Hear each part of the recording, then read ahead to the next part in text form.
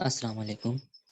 आज के लेक्चर में हम बात करेंगे स्टाइल के बारे में। कम्युनिकेशन स्टाइल, ठीक है। इससे पहले हम काफ़ी सारी टर्म्स इसकी डिस्कस कर चुके हैं। आप प्रीवियस लेक्चर्स वगैरह देख सकते हैं। कम्युनिकेशन स्टाइल क्या होता है? Communication style can be described as using the right words and the tone. Communication style होता है दुरुस्त अल्फाज का इस्तेमाल और आपकी टोन, जो आपका लहजा है बात करने का, ठीक है। स्टाइल यानी कम्युनिकेशन को बताने का तरीका, बयान करने का तरीका, उसमें जो आप अल्फाज यूज़ करेंगे और आपका जो लहजा होगा, ठीक है।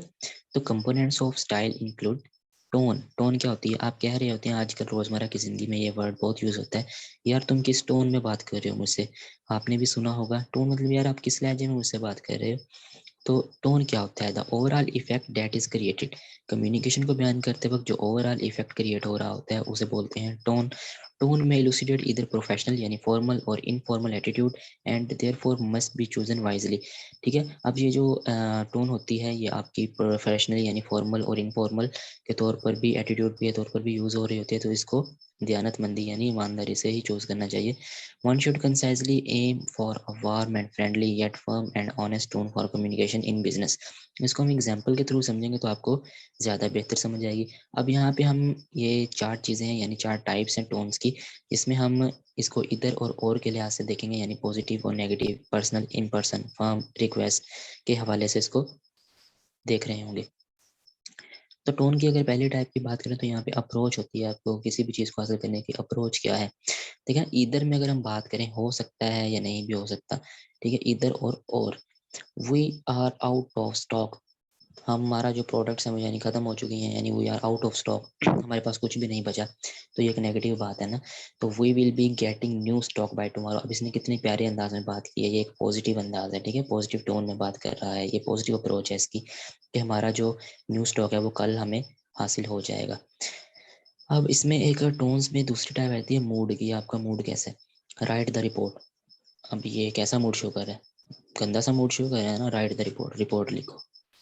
ये कोई बात तो ना हुई। फर्म, इसको कहते हैं फर्म की इसमें आ रही है, ठीक है। Will you right the report please. यहाँ पे एक इल्तिजा कर रहा है, रिक्वेस्ट कर रहा है, तो ये एक अच्छी बात है ना। नर्म अंदाज में कह रहा है, नर्म टोन यूज कर रहा है रिक्वेस्ट की, ठीक है, कि क्या तुम रिपोर्ट लिख दोगे मेहरबानी फरमा कर, ऐसे, ठीक है।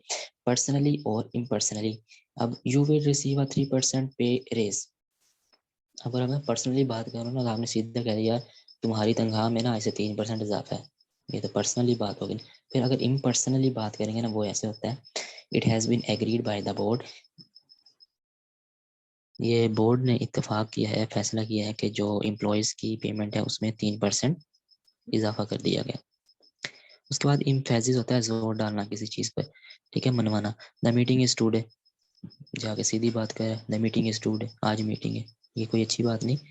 The meeting is scheduled to be today, कितनी अच्छी बात है। एक लफ्ज़ इसमें जो दुरुस्त अल्फाज का इस्तेमाल हो गया, is scheduled to be today. आज जो मीटिंग है आज की, वो आज शेड्यूल है, जो भी मीटिंग का नाम होगा। फिर इसमें वोकेबलरी की बात करते हैं। वोकेबलरी क्या होता है? आप फंक्शनल इंग्लिश वगैरह में पढ़ते रहे हैं जो एफसी के बच्चे हैं। द फ्रेजेस यानी जो फ्रेजेस हैं, एंड वर्ड्स की सिलेक्शन है। बात करते वक्त जो आप आइडियाज, फैक्ट एंड फिगर बता रहे हैं उसमें फ्रेजेस और वर्ड्स की सिलेक्शन बहुत इंपॉर्टेंट होती है, जिसे वोकेबलरी बोलते हैं। Appropriate vocabulary means that the word included must be familiar and understandable. देखें ना, एप्रोप्रिएट वोकेबलरी उस वक्त यूज़ होती है या इसका ये मतलब है कि जो आप ये अल्फाज इस्तेमाल कर रहे हैं अपनी आइडियाज़ को ऑडियंस तक पहुंचाने के लिए, वो फेमिलियर भी हैं, क्या उन्होंने पहले कभी सुने हुए हैं ना ऐसे अल्फाज, तो रेलिवेंट अल्फाज यूज़ किया करें। अंडरस्टैंडेबल, क्या उनको समझ आ जाएगी इनकी, ऐसे अल्फाज इस्तेमाल करें, ऐसे ईजी और फेमिलियर एंड अंडरस्टैंडेबल वर्ड्स जो उनको अच्छे से समझ आ सकें। क्लियर, शफाफ है, एंड स्पेसिफिक है, मखसूस है, ठीक है। फैक्चुअल है और या फिर ऑब्जेक्टिव है, इसका कोई ऑब्जेक्टिव भी होगा इन अल्फाज का, तो ऐसे अल्फाज आपने वोकैबुलरी में यूज़ कर रहे होते हैं। Avoid words that could be unfamiliar, जो उन्होंने पहले कभी ना सुने हों, जो उनके लिए वेग हों, ठीक है, जो एम्बिगुअस हों, इमोशनल हों, सब्जेक्टिव हों, ठीक है। ऐसे अल्फाज से आपने परहेज करना है। फिर बात करते हैं इंटरेस्ट एंड पर्सनैलिटी। इंटरेस्ट आपकी दिलचस्पी और पर्सनैलिटी यानी आपकी शख्सियत कैसी है। Evidences that can be persuasive, incorporating elements of interest and personality can assist in conveying the message in an impactful and persuasive manner. यानी आपकी जो इंटरेस्ट है, आपकी जो पर्सनैलिटी है, वो एक मैसेज डिलीवर करने में बहुत इंपॉर्टेंट होती है। ठीक है, अगर आप गुस्सीले अंदाज में बात कर रहे हैं तो वो नागुज़ीर गुजरेगी ऑडियंस के लिए। अगर आप एक अच्छे मैनर में बात कर रहे हैं, अदब व एहतराम के दायरे में रहते हुए, तो वो बात आपकी गौर से सुनेंगे भी कॉन्फिडेंटली और उनको समझ भी आ जाएगी। अच्छा, अब कुछ टैक्टिक्स हैं जो कि इसमें शामिल हो सकते हैं। उसमें अंडरस्टेटमेंट होगी, स्टैटिस्टिक्स, क्वेश्चंस, मेटाफोर्स यानी मज़ाक भी होना चाहिए, एग्जांपल्स दे दी।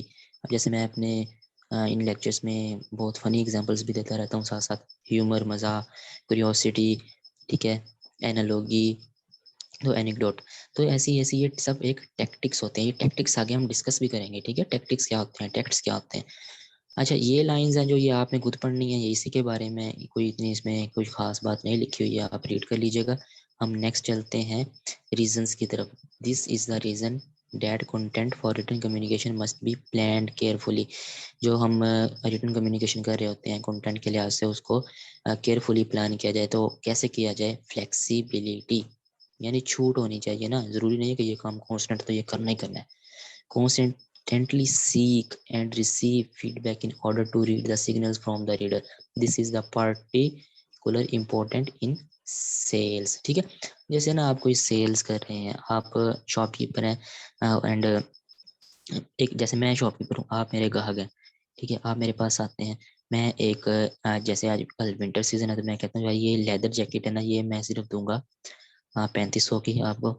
लेकिन आप कहते हैं नहीं नहीं, कम कीजिए, थोड़ा सा फ्लेक्सिबिलिटी होनी चाहिए ना, ताकि जो आपका जो कस्टमर होना चाहिए ना, वो फर्स्ट प्रायोरिटी होनी चाहिए।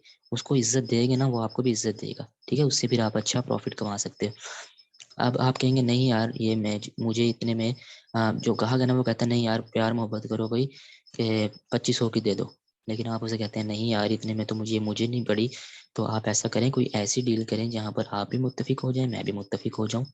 तो आप दोनों बहस करा करू के अच्छे मैनर में, ठीक है, 3000 पे आ जाते हैं, 3000 की डील डन हो जाती है, वो जैकेट ले जाता है। तो आपने भी इसमें कोई 400-500 कमा लिया होगा, ठीक है, उसको भी ऐसा लगा होगा कि हाँ यार, इसने मुझे 400-500 रुपये कम कर दिए। तो ये थोड़ी सी फ्लेक्सिबिलिटी है, इसलिए से ये सेल्स में बहुत इंपॉर्टेंट पॉइंट होता है। फिर आ जाता है आगे टैक्ट। ये जो हमने टैक्ट्स ऊपर काफी सारे पढ़े हैं ना, यही tact. Be careful with how disagreement are framed, यानी डिसएग्रीमेंट्स, इत्तेफाक नहीं हो रहा, ना इत्तेफाकी पैदा हो जाए, particularly when dealing with customer. देखिए ना, मैंने बात की कस्टमर्स के साथ आपके अच्छी अप्रोच होनी चाहिए ना। कभी कभार लड़ाई भी हो जाती है कस्टमर के साथ, बहसों बहसे के बाद उसको वो दुकान से चला जाता है, आप भी गुस्से में आ जाते हैं, उससे कस्टमर का गुस्सा आप दूसरे पे निकाल देते हैं। ऐसा नहीं होना चाहिए ना। When dealing with customer who may be default to the, क्योंकि देखें, ये डिफॉल्ट रखें, कस्टमर इज ऑलवेज राइट। भाई जो ग्राहक आया है ना, जो कस्टमर आया है, वो बिल्कुल ठीक है आपके लिए। प्यार और मोहब्बत वाला मामला फरमाएंगे, आप भी कमाएंगे, उसका भी दिल खुश हो जाएगा।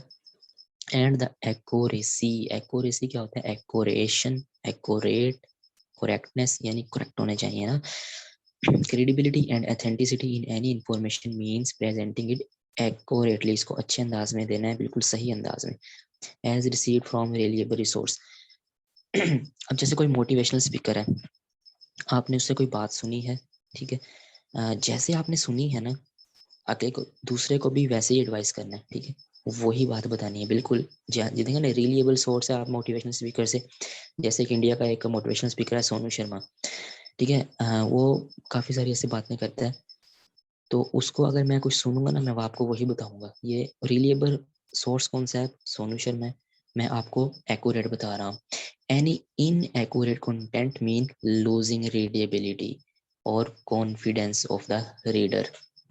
अगर मैं गलत चीज़ बताऊंगा ना आपको, तो आप मेरी बात पे ध्यान नहीं देंगे, ठीक है, आप उसको, आपका जो कॉन्फिडेंस होगा वो ख़त्म हो जाएगा रीडर की जानिब से। तो मुझे भी नागवार लगेगा, क्योंकि आप अपनी जगह बिल्कुल ठीक है, मैं क्योंकि आपको गलत चीज़ बता रहा हूँ, गलत कंटेंट बता रहा हूँ ना, तो आपको भी नागवार गुजरेगा। तो आपका कॉन्फिडेंस और रीडेबिलिटी, जो आपकी तवज्जो है, वो बिल्कुल ख़त्म हो जाएगी। तो आज का लेक्चर यहीं तक है। इंशाल्लाह नेक्स्ट लेक्चर में हम मीडियम के बारे में बात करेंगे और नेक्स्ट मूव करेंगे। तो चैनल को सब्सक्राइब कर लो ताकि न्यू वीडियोस मिलती रहें, और वीडियोस दूसरों के साथ भी शेयर करते रहो जो आपके कॉलेज मेट्स वगैरह हैं। थैंक यू, अल्लाह हाफिज़।